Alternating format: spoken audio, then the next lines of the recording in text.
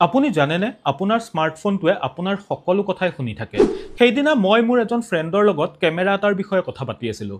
তাৰ পাছত মই যেতিয়া ফোনটো খুলি চাওঁ, চবতে খালি কেমেৰাৰ এড দেখুৱাই ষ্টাৰ্ট হৈ যায়। আপোনালোকৰ লগতো এনেকুৱা হয় নেকি যে আপুনি যি বিষয়ে কথা পাতে অলপ পিছত তাৰেই এড ওলোৱা আৰম্ভ হৈ যায় ফোনটোত? কিন্তু এইবোৰ কেনেকৈ সম্ভৱ?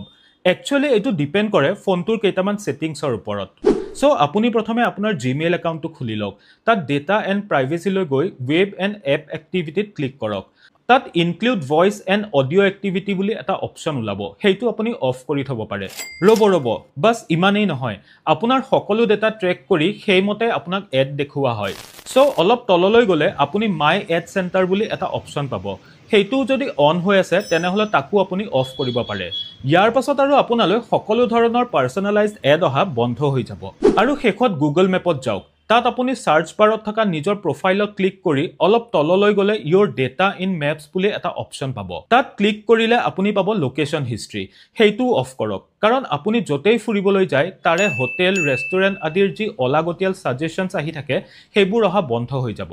ভিডিঅ'টো শ্বেয়াৰ কৰি দিয়ক ফ্ৰেণ্ডছ এণ্ড ফেমিলিৰ মাজত।